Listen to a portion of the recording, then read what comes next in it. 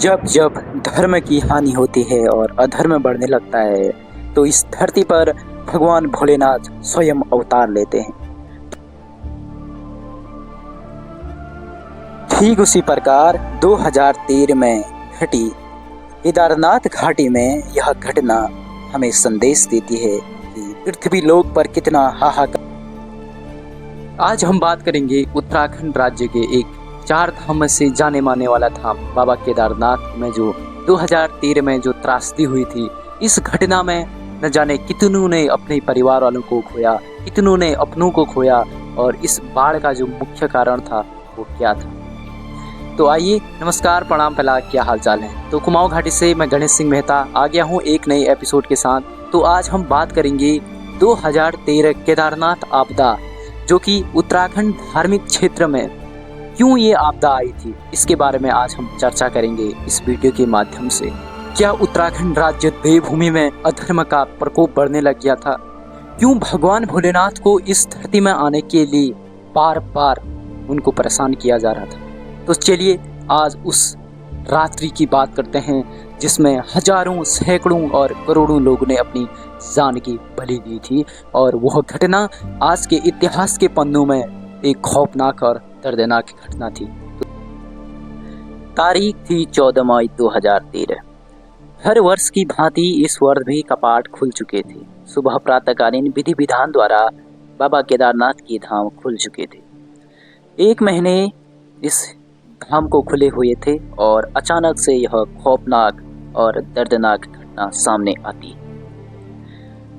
केदारनाथ के समीप एक चौराबाड़ी नाम का ग्लेशियर है, जहां यह ग्लेशियर पिघलने के कारण इस धाम में त्रासदी मच गई।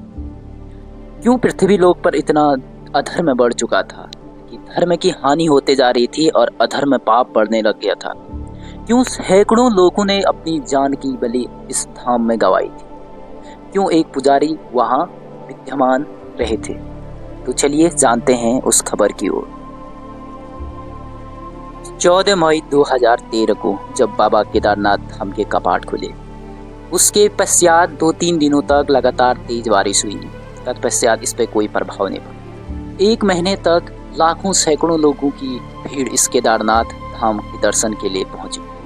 तत्पश्चात 15 तारीख जून 2013 से बरसात शुरू होने लग जाती है। 16 जून की रात को बादल गरजने लगते हैं और चौराबाड़ी नामक ग्लेशियर से कुछ टूटने और फूटने की आवाज़ केदारनाथ घाटी में पहुंच जाती है। केदारनाथ घाटी के समीप यह चौराबाड़ी नामक ग्लेशियर पूर्ण रूप से टूट जाता है और यहाँ से तबाही मचाते हुए यह केदार घाटी को रौंदते हुए आता है। इसमें जितने भी भक्त थे, जितने भी श्रद्धालु थे, ऋषि मुनि, न जाने कितनों की जान इस आपदा में चली जाती है। प्राचीन कथाओं और मान्यताओं और धार्मिक कथानियों के अनुसार माना जाता है कि धारी देवी का मंदिर, जो श्रीनगर पौड़ी गढ़वाल जनपद में पड़ता है, अलकनंदा नदी के संगम तट पर धारी देवी का मंदिर विराजमान है। और इससे पहले श्रीनगर से करीब 15 किलोमीटर कातीपुर नाम में धारी देवी का माता का मंदिर था। वहाँ से धारी देवी का मंदिर हटाए जाने के पीछे, इस आस्था के केंद्र का पीछे यह त्रासदी का भी कारण है। जब धारी देवी का मंदिर यहाँ से कातीपुर से श्रीनगर पौड़ी गढ़वाल में विस्थापन किया जा रहा था, तो धारी देवी माँ बहुत रोई थी। और अलकनंदा, जहाँ केदार घाटी के समीप होते हुए जिस नदी में बाढ़ आई थी, वो अलकनंदा विराजमान है। तो उनके इस आक्रोश से इस केदार घाटी में ये बाढ़ आई थी और इसमें न जाने कितनों ने अपने परिवारों को खोया था। विभिन्न राज्यों से श्रद्धालु इस यात्रा में आए थे, इस धाम में आए थे। उन्हें खाली हाथ घर भी नहीं जाना पड़ा, बल्कि इस केदार घाटी स्थल में वो अपने जीवन के अंतिम स्थल में समा गए। 16 जून 2013 को रात्रि के समय जब सारे भक्तगण अलकनंदा नदी के तट पर अपनी संध्याकालीन अवस्था में बैठे थे, तब से ही प्रारंभ हो गई थी यह घटना का संकेत देना। चौराबाड़ी ग्लेशियर से वो गरजती हुई आवाज़ें, वो तूफानों की आवाज़, न जाने उस रात कौन किस हालात में होंगे। सभी भक्तगण बसने के लिए कोई पेड़ पर जा रहा था, कोई पत्थरों के ऊपर जा रहा था, लेकिन भगवान भोलेनाथ को कहाँ ये पसंद।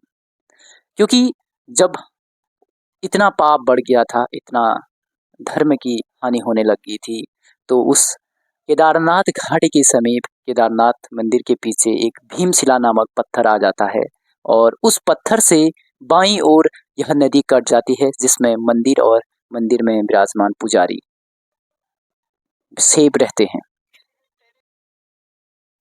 इस आपदा त्रासदी ने न केवल मानव की जो जान ली थी, बल्कि संपूर्ण केदार घाटी में निर्माणाधीन टर्मिनल्स से सारे संबंधित प्रोजेक्ट को ध्वस्त किया था।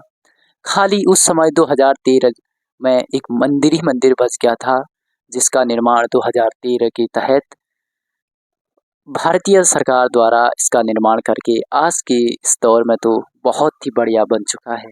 तो आइए, आपका सच्चे मन से, सच्चे दिल से बाबा केदारनाथ धाम में हार्दिक अभिनंदन, स्वागत है।